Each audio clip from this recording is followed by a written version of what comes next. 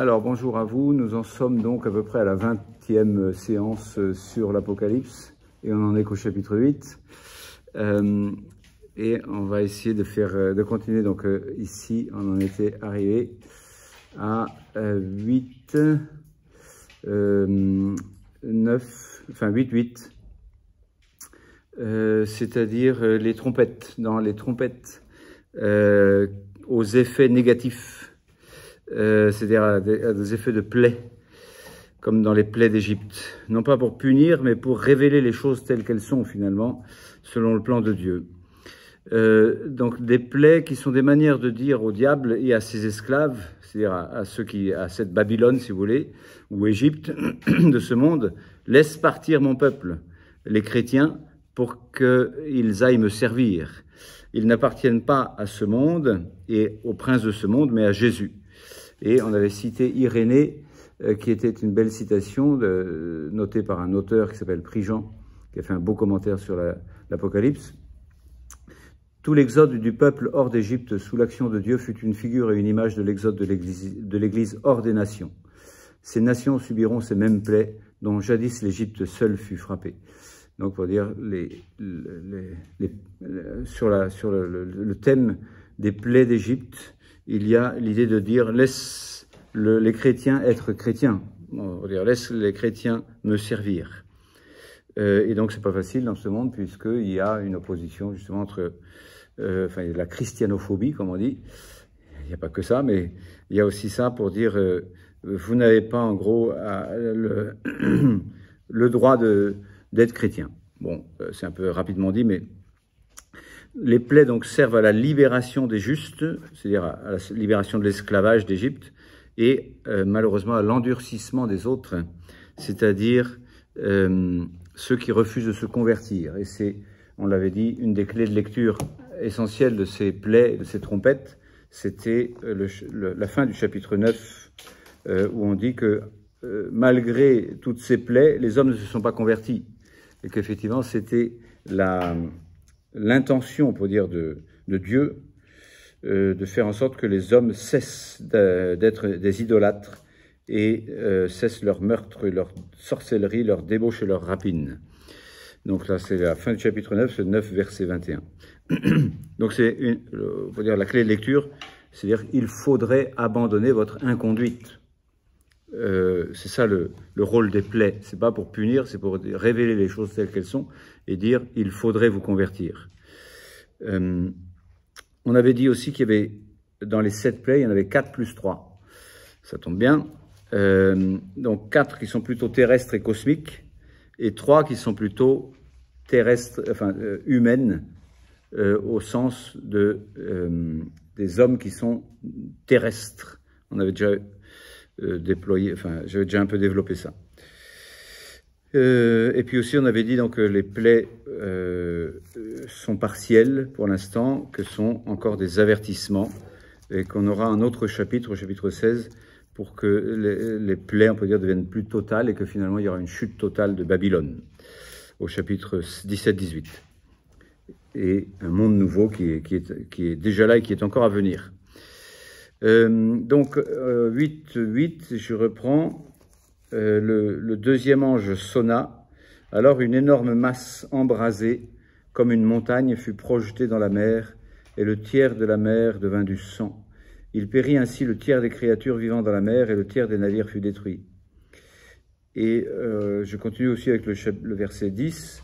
Et le troisième ange sonna, alors tomba du ciel un grand astre, brûlant comme une torche. Il tomba sur le tiers des fleuves et sur les sources, et l'astre se nomme Absinthe. Et donc, il y a une manière de dire un peu la même chose, enfin, quelque chose qui se ressemble quand même. D'autant plus qu'au chapitre 9, verset 1, on nous reparle de cet astre qui tombe là. Et on nous redit donc, alors je vis un astre qui du ciel avait chu sur la terre. Donc, on refait allusion à cette chute de l'astre là, de l'étoile. Et avec d'autres conséquences qui sont développées après dans le suite du chapitre 9. Et on peut mettre ça aussi en lien avec 12. Au chapitre 12, il est question, verset 3, du dragon qui finalement fait, au verset 4 plutôt, 12, 4, fait tomber des étoiles du ciel pour les précipiter sur la terre. Donc quelque chose qui se ressemble un petit peu là et qu'on peut peut-être un peu mettre ensemble. Donc entre le 8-8, 8-10, 9-1 et 12-4.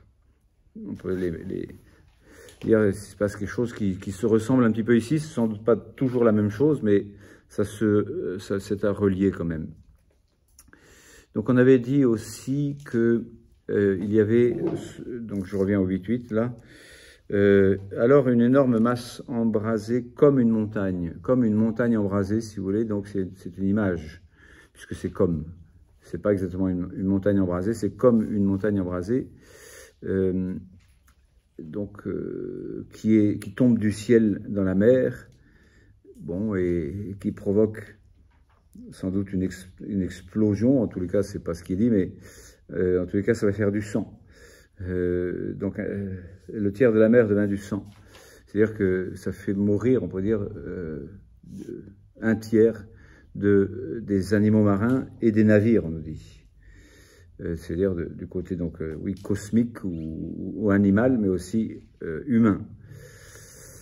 Donc dans ce comme, il y a sans doute un aspect cosmique, un peu donc, imagé, difficile à réduire, on peut dire, dans l'espace et dans le temps, comme quelque chose qui existerait, on peut dire, à ce niveau-là. Donc c'est difficile à réduire, je veux dire, à exprimer comme en 3 dimensions, si vous voulez. Qu'est-ce que c'est que cette énorme masse, donc avec ses effets cosmiques, donc ces effets cataclysmiques, si vous voulez. Bon, sur l'aspect, pour dire, matériel, il y a un aspect matériel sans doute, mais c'est surtout à transposer dans le domaine spirituel, puisque il y a l'allusion à la plaie d'Égypte, des eaux qui se changent en sang. Et donc il faut aller relire, si vous voulez, les plaies d'Égypte. Et par exemple, au chapitre Exode 7, 20, 21, Moïse et Aaron firent comme l'avait ordonné Yahvé. Moïse donc leva son bâton et il frappa les eaux du fleuve du Nil, là, aux yeux de Pharaon et de ses serviteurs, et toutes les eaux qui sont dans le fleuve se changèrent en sang. Donc, dans les plaies d'Égypte, il y avait ça, ce bâton, ce fameux bâton qui va aussi servir après donc, à ouvrir la mer pour la libération d'Égypte. Ce bâton donc, nous fait penser, nous, à la croix aussi, donc, où il y a eu du sang aussi, mais rédempteur. En tous les cas, ici, donc, dire, voilà, ce phénomène un peu étonnant, donc cette plaie d'Égypte, je ne sais plus laquelle c'est au niveau des numéros, je crois que c'est la première. Hein. La première des plaies d'Égypte, c'est sur 10, hein, il y aura les 10 plaies d'Égypte là. C'est les eaux du fleuve qui se changent en sang, les poissons du fleuve crevèrent et le fleuve s'empuantit. Et les Égyptiens ne purent plus boire l'eau du fleuve, il y eut du sang dans tout le pays d'Égypte. Après, c'est quelque chose d'un peu illogique sur le récit, parce que les magiciens en font autant, mais s'il y avait déjà tout était déjà ensemble, on ne comprend pas trop, mais enfin tant pis. Il se passe quelque chose qui fait qu'il nous échappe là. Et Pharaon donc n'en tient pas compte et il s'endurcit et ne fit pas attention à ça. Donc Pharaon ne laisse pas partir le peuple pour aller servir Dieu. Donc Pharaon représente le prince de ce monde, hein, le diable, et qui essaie de tenir ce monde, ses esclaves. Et donc Dieu dit non, tu dois laisser, donc nous on transpose tu dois laisser mon église, on pourrait dire, faire ce qu'elle a à faire dans ce monde, et tu ne dois pas la rendre esclave. Sinon ça va être des plaies sur toi, quoi, et sur l'Égypte, sur le monde, comme un avertissement. Et je vous avais dit aussi le lien qu'il y a à faire dans Exode 16, non pardon, Apocalypse 16, c'est-à-dire une nouvelle vision des plaies, mais cette fois-ci, non plus comme un tiers, mais comme une totalité. C'est-à-dire qu'il y a une progression, on peut dire, dans les plaies, et dans l'endurcissement aussi de ce monde, de ce pharaon, si vous voulez, de ce monde babylonesque, là, c'est-à-dire esclave esclave de Satan. Et le deuxième ange, là aussi, donc il y a une série de 7 anges, répand alors sa coupe dans la mer, et alors ce fut du sang comme d'un mort. et tout être vivant mourut dans la mer. Et le troisième répandit sa coupe dans les fleuves et les sources, alors ce fut du sang aussi. Et j'entendis l'ange des eaux qui disait « Tu es juste, il est et il était », et on ne dit plus « il vient » parce qu'on considère qu'il est déjà venu, le saint d'avoir ainsi châtié. Donc châtié au sens donc d'avoir averti que c'était mal. C'est le sang des saints et des prophètes qu'ils ont versé, c'est donc du sang que tu leur as fait boire, ils le méritent. Et j'entendis l'autel dire « Oui, Seigneur, Dieu, maître de tout, tes châtiments sont vrais et justes. » Donc c'est une manière de dire, voilà, c'est le jugement de Dieu s'exprime et il va falloir, on peut dire, le porter.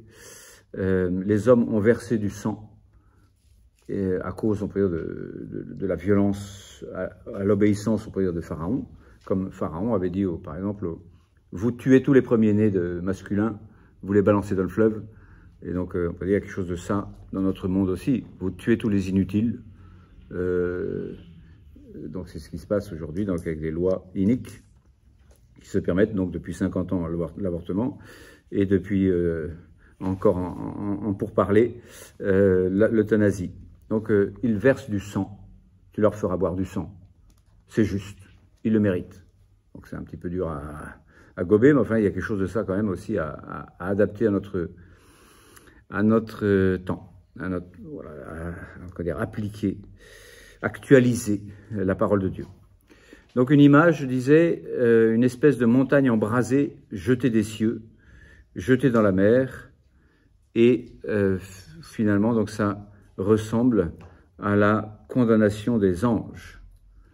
Et en particulier, je me réfère à 12, 9, j'avais déjà cité tout à l'heure 12, 4 pour dire, oui, il y a toutes sortes d'étoiles qui tombent du ciel, là, donc c'est un peu la même chose. Et en 12, 9, on dit, on le jeta donc, ou il fut jeté, l'antique serpent, le diable ou le Satan, comme on l'appelle, le séducteur du monde entier, on le jeta sur la terre, et ses anges furent jetés avec lui. Donc, il y a quelque chose de ça, de dire, l'ange qui se prend pour Dieu, enfin qui voudrait l'emporter sur Dieu, qui voudrait dominer ce monde pour le mal, l'ange rebelle, hein, eh bien, il est jeté. Donc c'est le même verbe qui est employé au même temps, c'est-à-dire qu'il y a un rapport net qui est fait, enfin en tous les cas de vocabulaire et d'utilisation du verbe, au même passif aoriste à la troisième personne du singulier, et bleffé, il fut jeté, du verbe ballo, donc jeté. Il fut jeté, donc le même verbe, si vous voulez, qui est exprimé ainsi, donc à la fois donc en 8-8, là, projeté dans la mer, là, en fait, il fut jeté, et en 12-9. Donc, pour dire, il y a un rapport à faire entre cette montagne embrasée qui tombe, là, du ciel, et le fait du fait que les anges rebelles ont été jetés du ciel. Enfin, la chute, on peut dire ce qu'on appelle la chute des anges rebelles. Dans le livre d'Enoch, qui est un des livres de la littérature apocalyptique, vous avez tout un volume de littérature apocalyptique dans la collection de la Pléiade, qui s'appelle à tort la Bible. Ce n'est pas la Bible, mais c'est interbiblique, donc ils appelaient ça écrit intertestamentaire en sous-titre. Donc ça reste vrai. Donc c'est pas la Bible, mais bien que ça soit marqué, mais c'est les écrits intertestamentaires. Donc entre les deux testaments, si vous voulez, plus ou moins, chronologiquement ça correspond en effet. Il y a tout un foisonnement dans la culture juive qui précède le christianisme, un foisonnement de littérature qu'on appelle donc intertestamentaire, ou qu'on peut appeler aussi apocryphes, les apocryphes de l'Ancien Testament, ou qu'on peut appeler aussi les pseudépigraphes, parce que ça prend des pseudonymes, et ce sont pas c'est pas l'écriture elle-même, mais c'est à côté de l'écriture, donc épigraphe, à côté des écritures. Donc les pseudépigraphes, donc en particulier Enoch, comme on prend donc un des premiers patriarches de la Genèse, à la page 4 de la Bible, si vous voulez, on prend ce patriarche, on dit il a beaucoup écrit. Donc ça supposerait qu'il y ait des écrits antédiluviens qu'on n'a plus, même si Anne-Catherine Emmerich nous dit qu'il nous reste un livre antédiluvien qui est caché quelque part à Ctésiphon. c'est bizarre. Bref, donc en tous les cas, peu de siècles avant Jésus-Christ, dans le monde juif, eh bien, il y a toute cette littérature qui fleurit, qui se développe pas mal. Et le livre de l'Apocalypse, donc l'Apocalypse biblique, c'est celle qui termine notre Bible, eh bien, reprend beaucoup de ces aspects apocalyptiques pour, en quelque sorte, en assumer tout ce qu'il y a de bien et y mettre le sceau définitif, c'est-à-dire que l'Apocalypse, ça veut dire la révélation de Jésus-Christ. Toute Apocalypse ne peut être autre chose que révélation de Jésus-Christ. Et c'est en effet le titre de cet ouvrage biblique, l'Apocalypse de Jésus-Christ, la révélation de Jésus-Christ. Et donc toute l'apocalyptique, si vous voulez, était un ensemble de préfigurations. Il y a de l'apocalyptique biblique et il y a de l'apocalyptique non biblique, donc toute cette littérature pseudépigraphique là. Mais Saint Jean, on peut dire, sait utiliser aussi tout ce qu'il y a de bon, on peut dire, dans cette littérature, selon des critères qui sont pas, voilà, qui nous échappent un peu, parce que il se trouve que ces livres, on les a eus de façon un peu accidentelle, parce qu'ils ont été globalement rejetés de la culture juive post-chrétienne, et donc par les chrétiens eux-mêmes aussi, en pensant que c'était à jeter comme le faisaient les juifs. Il se trouve que accidentellement, on a quand même réussi à retrouver un certain nombre de ces livres, et grâce à Qumran aussi, on a pu en retrouver un certain nombre aussi dans leur origine hébraïque ou araméenne. C'est le cas d'un peu du livre d'Enoch, même si on ne l'a pas en entier dans la littérature de Qumran, mais pour lui redonner, on peut dire, ses lettres de noblesse ou ses origines véritablement juives.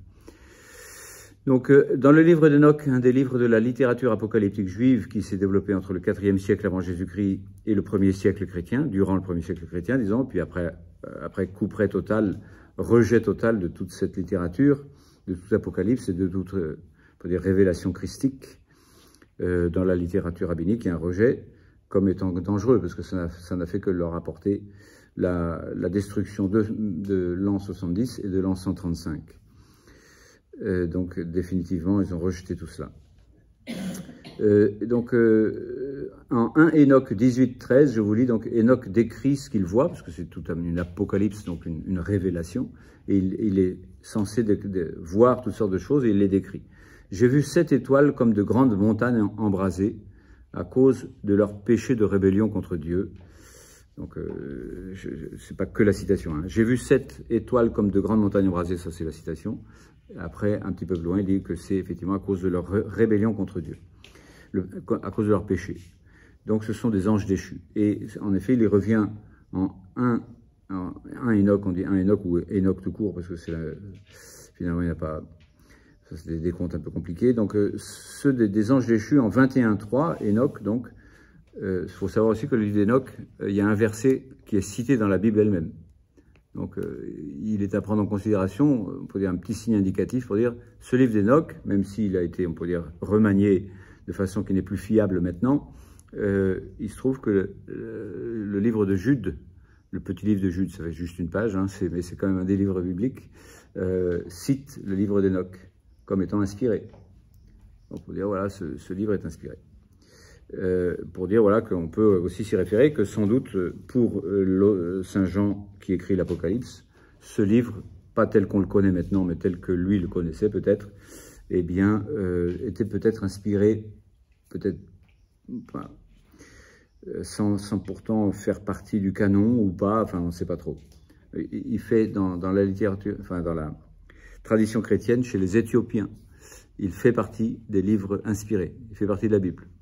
Chez les Éthiopiens. Donc c'est un peu étonnant, parce qu'effectivement il y a des trucs un peu fada là-dedans et qui ne méritent pas d'entrer dans l'inspiration.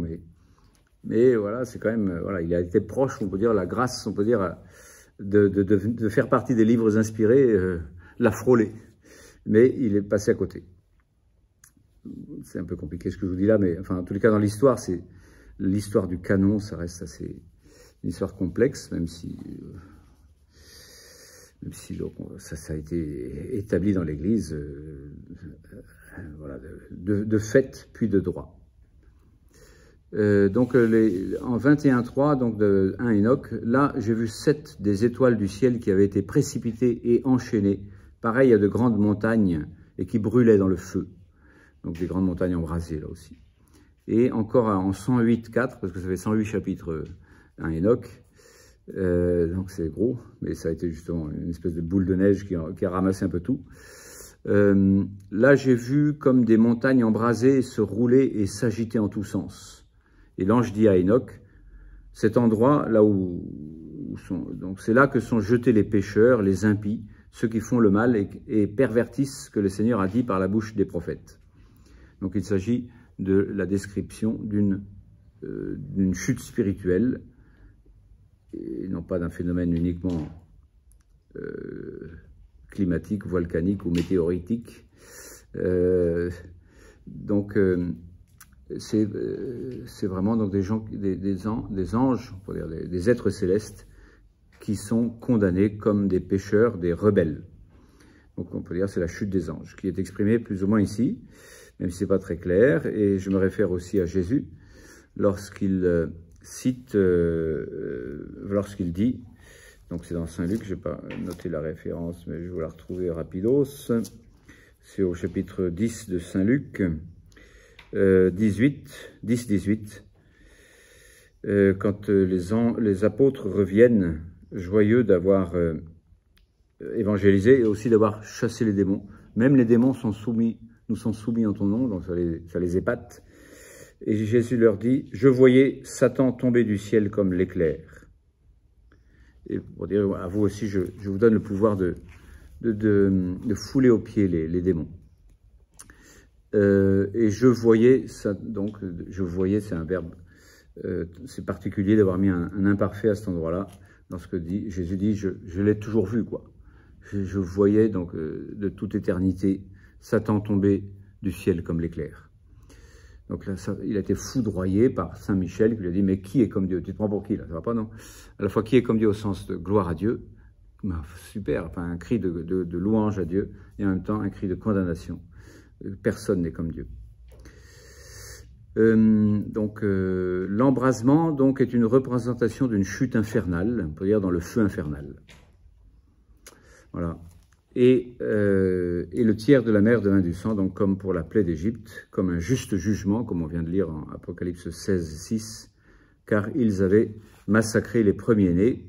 Donc comme Égypte et Pharaon massacrent les premiers-nés, font toutes sortes d'injustices épouvantables, eh bien, de la même manière, quand les puissances infernales tombent sur la terre, ou disons, sont sur la terre, eh bien, ça provoque beaucoup d'injustices, qui provoquent beaucoup de jugements. C'est ça la justice, c'est ça le raisonnement. C'est ça pourquoi il y a ces plaies, c'est parce qu'il faut avertir qu'il y a des injustices. Pourquoi il y a des injustices? Parce que les anges rebelles nous font faire le mal. Nous rebellent avec eux. Et donc, je vous dis, il y a une actualisation dramatique à faire pour moi. Enfin, pas pour moi, mais selon la logique biblique, quoi. La logique de Dieu. Donc voilà. Les puissances infernales tombées sur la terre provoquent des graves injustices, des massacres, du sang, donc du sang des innocents, donc dans le sein maternel ou dans toutes sortes de structures dites de santé, mais qui sont des structures de mort, finalement. Enfin, c'est très mélangé. Il y en a beaucoup qui essaient de faire leur boulot là-dedans, mais pas, on peut dire, selon le droit qui va contre les commandements. C'est-à-dire, les puissances infernales s'opposent aux commandements. C'est la rébellion contre les 10 commandements. Tu ne tueras pas, c'est le commandement. Donc voilà, puissance infernale, d'où graves injustices, d'où graves jugements de Dieu, d'où graves plaies, qui sont, encore une fois, pour l'instant, que des avertissements, mais un jour, ce sera définitif si vous continuez de vous endurcir. Comme pour l'Égypte, oui, ça a été un crescendo, jusqu'à ce que finalement, vous laissiez partir, vous disiez même, fuyez, allez-vous-en de chez nous, quoi. Donc, voilà, il y a quelque chose de ça qui se reproduit, on peut dire, dans tous les temps, et en particulier dans notre temps. Il va falloir qu'un jour, les plaies, on peut dire, se démultiplient tellement que les hommes finissent par se convertir, quoi, on peut espérer. Mais il se trouve que l'Apocalypse, au contraire, décrit que plus les plaies durcissent, plus les hommes se durcissent. Et que, on peut dire, voilà. Bon. Donc, verset 9, donc j'avance d'un verset en une demi-heure, pas mal. Donc, il périt ainsi le tiers des créatures vivant dans la mer et le tiers des navires fut détruit. Donc, périr donc, et détruire, donc c'est deux verbes donc, pas très positifs, hein, c'est sûr. Donc, mourir avec donc deux sujets en apposition, c'est-à-dire placés à côté. Un tiers du créé, mouru, et tout ce qui a vie, donc tout ce qui a une âme. Quand il y a écrit là, le tiers des créatures, donc vivant. C'est en fait un tiers du créé et tout ce qui a vie. C'est pas très bien traduit ici dans ma BJ. Tout ce qui a une âme. Donc si on est au niveau spirituel, c'est tout ce qui fait mourir l'âme. Tout ce qui fait mourir la vie de l'âme, donc tout ce qui est péché mortel.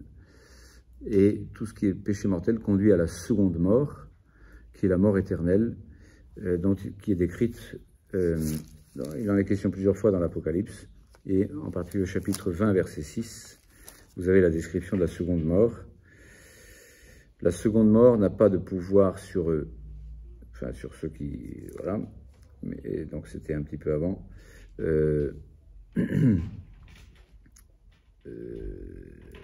La seconde mort, qui est donc un supplice de feu et de soufre. Voilà, c'est au verset 10. Alors le diable, leur séducteur, fut jeté dans l'étang de feu et de soufre, et leur supplice durera jour et nuit pour les siècles des siècles. Donc c'est pas très, il faut pas tomber dans la seconde mort. Et il faut donc, on pourrait dire, faire partie de la première résurrection, c'est-à-dire la foi en Jésus. Pas compliqué, mais ça a l'air compliqué quand même pour les hommes. Donc au niveau matériel, parce qu'il y a sans doute un niveau matériel quand même, la chaîne écologique est rompue, et donc puisque les animaux meurent, hein, un tiers de la mer meurt, et puis la chaîne économique est rompue, aussi les échanges commerciaux, puisque un tiers des navires aussi, donc la chaîne économique et alimentaire est rompue aussi. Et c'est déjà une préfiguration de ce qui va se passer à la chute de Babylone tout entière. Là, tous les navires, bon, il n'y aura plus du tout de commerce, quoi. Donc, une volonté de dire, bah oui, plus de chaîne écologique et plus de chaîne économique.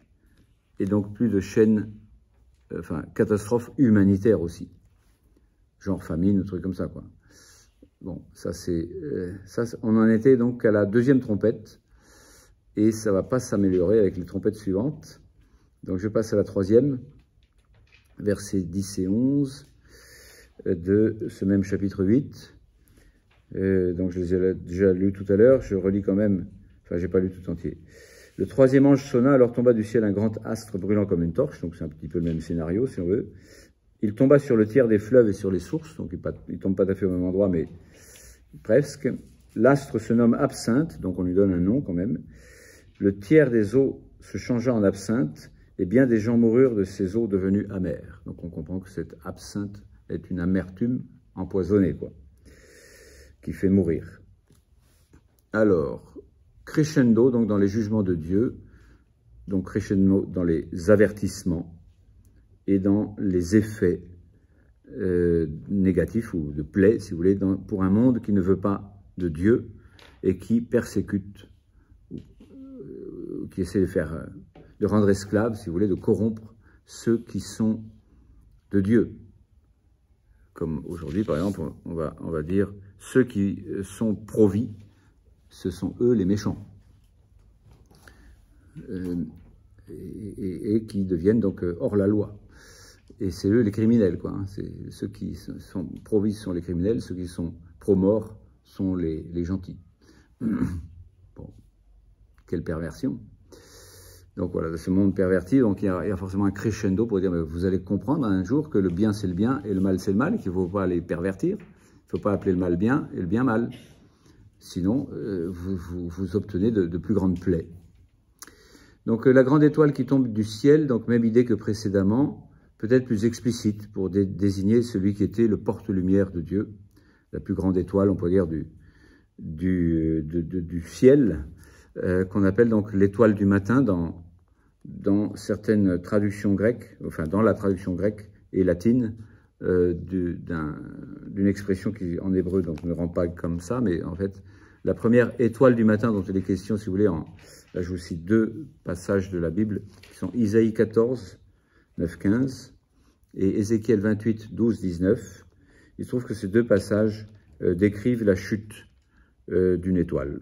Donc une certaine manière de décrire la chute de Lucifer, parce que ce mot Lucifer, si vous voulez, c'est le mot latin qui a été employé pour traduire l'étoile du matin en Isaïe 14, 9 à 15.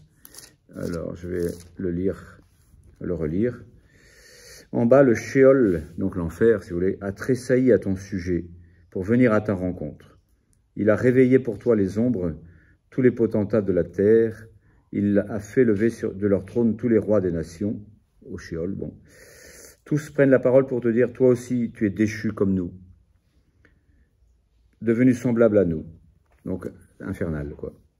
Ton faste a été précipité au Sheol. Donc, le Sheol, c'est une manière de parler de l'enfer, c'est un peu plus compliqué, mais sous toi s'est formé un matelas de vermine. Les larves te recouvrent. Comment es-tu tombé du ciel, étoile du matin, fils de l'aurore? Comment as-tu été jeté à terre, vainqueur des nations?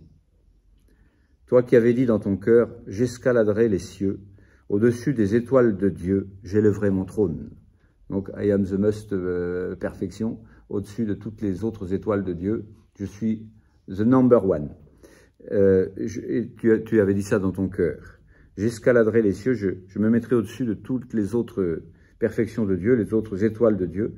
J'élèverai mon trône, je siégerai sur la montagne de l'Assemblée, aux confins du septentrion, du nord.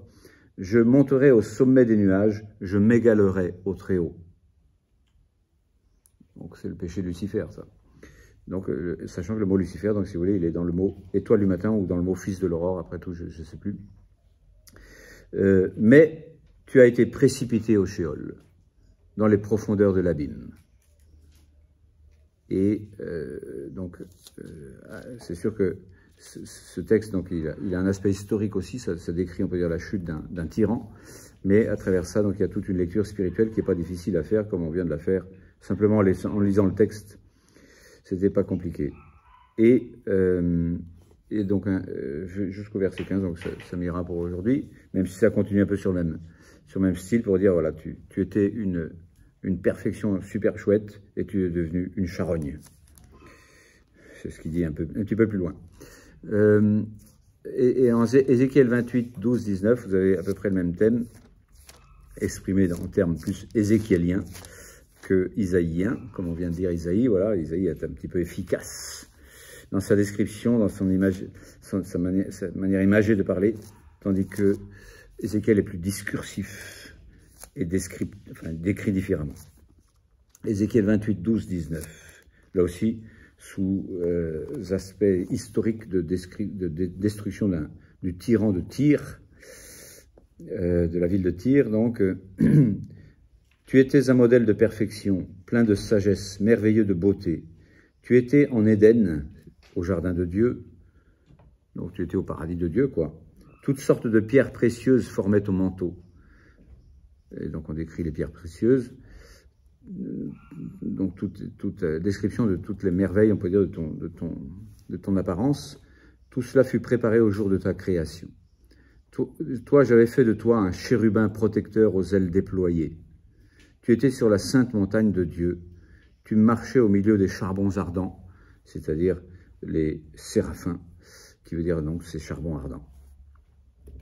Ta conduite fut exemplaire depuis le jour de ta création, jusqu'à ce que fût trouvée en toi l'injustice. Par l'activité de ton commerce, tu t'es rempli de violence et de péché. Je t'ai précipité de la montagne de Dieu. Je t'ai fait périr, chérubin protecteur du milieu des charbons. Ton cœur s'est enorgueilli à cause de ta beauté. C'est ça le péché de Lucifer. Ton cœur s'est enorgueilli à cause de ta beauté même, à cause du don de Dieu que tu t'as dit, c'est mon don à moi. C'est moi, c'est grâce à moi. C'est pas grâce à Dieu. Donc arrêtez de rendre grâce à Dieu, si vous voulez, c'est le péché de Lucifer aussi ça. Tu as corrompu ta sagesse à cause de ton éclat. Je t'ai jeté à terre. Je t'ai offert en spectacle au roi. Et j'ai fait sortir de toi un feu pour te dévorer. Je t'ai réduit en cendres sur la terre. Quiconque te connaît parmi les peuples est frappé de stupeur à ton sujet. Tu es devenu un objet d'effroi. C'en est fini de toi à jamais. Donc la condamnation, pour dire, de l'ange rebelle est décrite de façon différente là, dans Isaïe 14 et dans Ézéchiel 28. Et ici, donc ici, c'est-à-dire de nouveau en Apocalypse, chapitre 8, verset 10, il tomba du ciel une grande étoile, si vous voulez, brûlant comme une torche. Donc une espèce de manière de dire, comme Jésus a dit aussi, tombant comme l'éclair, c'est-à-dire foudroyé. Et voilà, donc pour dire la condamnation, si vous voulez, la chute de l'ange, qui était donc d'une extraordinaire beauté et d'extraordinaire primauté, et qui devient donc celui qui s'est élevé, a été abaissé. Et aujourd'hui, on fête Marie, d'ailleurs, celle qui s'est abaissée, au contraire, a été élevée. D'où l'antagonisme irréductible entre Marie et Satan, parce que Marie, en quelque sorte, est allée prendre la place de première du ciel, la place de Satan. Ça, c'est la tradition qu'il dit. Donc, on n'a pas le mot éclair ici pour dire tomber du ciel, mais on a quand même tombé du ciel, justement. C'est le même verbe ici aussi, là, que je voyais Satan tomber du ciel. C'est-à-dire ce verset de Luc 10, 18, que j'ai cité tout à l'heure, eh bien, c'est le même tomber du ciel, là, qui est donc pipto ectu uranu, tomba du ciel. Donc tomber du ciel, c'est quand même deux expressions qui sont tellement semblables qu'on peut les rapprocher et dire il s'agit du même mystère, si vous voulez, de la chute de l'ange rebelle, ou de la chute des anges rebelles, mais ici c'est un. Bon. Après il y en a plusieurs, mais bon. Enfin après en 12.3 là, 12.4. Et je vous ai lu tout à l'heure aussi, enfin je vous ai dit tout à l'heure qu'il fallait lire ça en lien avec 9.1. Alors je vis un astre tombant du ciel, là, qui du ciel était tombé, c'est-à-dire cette fois-ci, il faudrait que je vérifie en grec, si on a toujours de l'aoriste, ou si c'est un verbe qui se réfère d'abord, comme on est obligé de traduire en français, donc était tombé, c'est un plus que parfait, pour la concordance des temps. Est-ce que c'est la même chose ici? Donc en 9.1, je vis donc l'astre ou un astre peptokota, c'est-à-dire qui était tombé du ciel. Oui, donc c'est plus l'aoriste, c'est un parfait. Donc on fait bien de traduire par un plus que parfait ici. Donc pour dire c'est le même, sans doute le même astre en 8.10 et en 9.1, avec les effets qui vont finalement continuer d'être décrits à partir de 9.1. Et ça va pas s'arranger, si vous voulez. Hein. On est dans les chapitres les pires de l'Apocalypse, là. Hein. Les pires descriptions apocalyptiques, si vous voulez. Mais encore une fois, qui sont des avertissements et des manières de dire, si vous ne vous convertissez pas, voici comment sont les choses devant moi. Donc on peut penser à toute autre chute d'astres dans le ciel de l'Ancien Testament comme du Nouveau Testament. Et finalement, on peut penser à l'Antéchrist. Parce que enfin j'aurai l'occasion peut-être de le développer après, mais Saint Jean nous dit que le mystère de l'Antéchrist est un mystère qui naît à l'intérieur de l'Église. Il dit les Antéchrists sont sortis de chez nous. On n'est jamais trahi que par les siens. Donc forcément, c'est dans la logique du terme même, la trahison. Bon. Donc Salomon, dans l'Ancien Testament, malgré toute sa sagesse, a fini par devenir un idolâtre.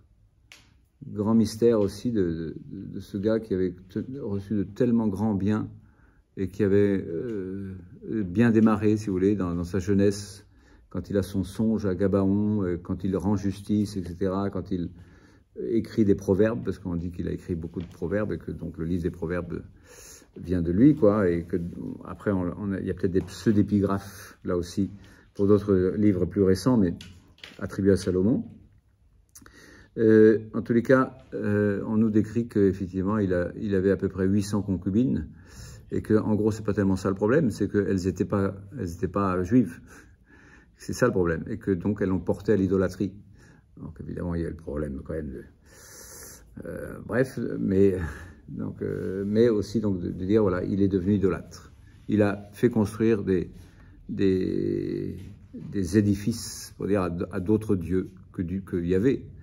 Et par conséquent, il a dévoyé le peuple, lui, Salomon, dans toute sa grandeur. Donc, on peut dire chute d'une étoile du ciel de Dieu, une étoile de sagesse, si vous voulez, une star, comme on dit, hein, une référence. Et il est devenu donc idolâtre. Donc, grand exemple laissé à notre méditation depuis 3 millénaires, parce que c'était il y a 3 millénaires, ça. Et Judas, il n'y a que 2 millénaires, ça. Aussi donc un des 12 apôtres, qui sont aussi 12 étoiles décrites justement autour de la couronne de la femme revêtue du soleil. C'est une couronne de 12 étoiles pour se référer aux 12 patriarches de l'Ancien Testament et aux 12 apôtres du Nouveau Testament. Donc pour dire voilà des stars aussi, des étoiles, des références, des fondations. Après on dira que c'est les fondations et les portes de la Jérusalem céleste, mais pour dire que enfin bon, je n'anticipe pas sur Apocalypse 12, mais il se trouve que dans les 12 apôtres, donc il y en a un qui a quand même trahi, au point donc de donner un baiser, c'est-à-dire le signe de l'amour, pour désigner celui qui devait être arrêté, et comme un criminel, et donc pour remettre le Christ dans la main de ses ennemis. Donc un mystère incroyable aussi de chute dans les ténèbres, comme Saint Jean le dit en décrivant le départ de Judas, là. Judas sortit, Satan entra en lui, hein, et Judas sortit, il faisait nuit. Autrement dit, Satan, les ténèbres l'avaient saisi. Et le gars, on dit, mais non, moi je vois rien. Bah oui, parce que tu es dans les ténèbres. D'ailleurs, Jésus avait dit un peu avant, hein, celui qui est dans les ténèbres ne sait pas où il va, il bute. Et donc, quelquefois, il y a des gens qui pensent voir et qui disent, mais non, il n'y a pas du tout d'antéchrist là, où est-ce que vous en voyez, où tout va bien, il n'y a pas de problème. Et c'est vous qui avez un problème de voir le mal partout. Non, c'est qu'il faut le voir là où il est, mais si tu es complètement dans les ténèbres, tu ne peux plus le voir, tu es dedans. Donc Satan est assez fort aussi pour aveugler complètement ceux qui lui appartiennent et qui ne se rendent absolument pas compte qu'ils sont dans les ténèbres. Et il n'y a pas moyen de leur faire comprendre, parce que Satan, il a une puissance de séduction et de... Ah bon. Donc dans l'Église, on peut dire depuis 2000 ans aussi combien d'astres sont tombés, hein, et combien on peut dire on est dans une époque apocalyptique, au sens de l'Apocalypse 12.3, c'est-à-dire 12.4 là, c'est-à-dire que Satan prend des stars de l'Église, des cardinaux si vous voulez, mais aussi des fondateurs. Et combien de fondateurs là tombent, on peut dire, dans la boue. Après, donc, il y a aussi le lynchage médiatique qui peut être complètement injuste. Sans jugement, on peut dire que quelqu'un est condamné et traîné dans la boue, sans que ce soit le jugement de Dieu. Mais en tous les cas, sur le plan de Dieu qui voit, ou qui nous fait voir, on peut dire à travers l'Apocalypse, eh bien, il y a manifestement des astres qui sont tombés. Je ne vais pas donner des noms, mais il se trouve que dans notre époque, là, dans les années 70, il y a eu des fondations nombreuses, parce que l'Esprit Saint soufflait là où on ne l'attendait pas, parce qu'il se trouve que là où on l'attendait, on lui avait fermé la porte. Enfin, c'était la crise dans l'Église, de post-68 arts, des postes conciliaires.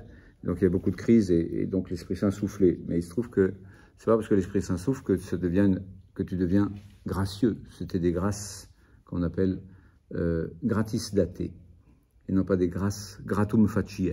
Je vous parle un petit peu hébreu là, non, c'est du latin. C'est-à-dire que voilà, quand tu es le fondateur, tu es rempli de charisme et de super belles choses, ça te rend pas gracieux devant Dieu. Donc fais attention, que c'est pas parce que c'est pas devenu saint pour autant, c'est quelque chose qui t'est donné, et tu dois faire ta sainteté en plus.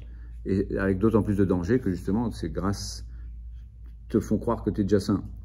Mais ce ne sont pas des grâces qui rendent saint, gratum faciens, c'est des grâces qui sont données gratuitement pour la réédification du peuple de Dieu, là où tout a été tombé en ruine, enfin où il y avait des trucs qui menaçaient ruine, il y a des choses qui sont nées à cette époque-là.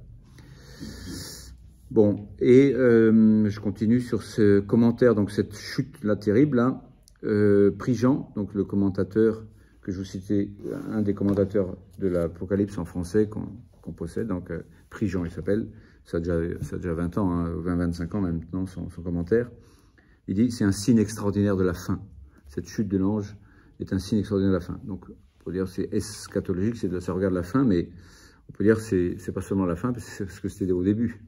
Avant que le monde matériel, on peut dire, ait existé, il y a déjà eu la chute de l'ange en Dieu. Donc je me sers aussi de ce bouquin. Ça c'est à l'envers peut-être sur votre truc, mais c'est marqué donc Apocalypse de Jean, donc du professeur du Biblicum à Rome, qui s'appelle Ugo Vanni, qui est décédé donc en 2018 et la publication donc, de toutes ces 40 ans d'enseignement sur l'Apocalypse par un de ses disciples, juste en 2018 aussi. Et donc, je le citerai, là, c'est parce que je cite Prigent que je cite aussi Vanni pour dire que je me suis servi de plusieurs livres. Le mystère de l'impiété, dans sa réalisation maximale, aura sa plénitude avec l'antéchrist personnel. Donc, comme le même système, c'est-à-dire quelqu'un qui est une star, une référence, et qui tombe, une référence de sagesse comme Salomon, une référence apostolique comme un des propres apôtres du Seigneur, et finalement qui tombe et qui devient donc quelqu'un qui dévoie une masse extraordinaire de gens, enfin une masse énorme de monde. Donc, avec donc des effets terrible, voilà. Et ici, on peut parler du mystère de l'iniquité. Le mystère de l'iniquité, donc c'est aussi ça s'exprime comme un mystère de chute d'astres du ciel de l'Église. Je vais m'arrêter là pour cette séance et je continuerai donc sur ce même thème dans 10 minutes.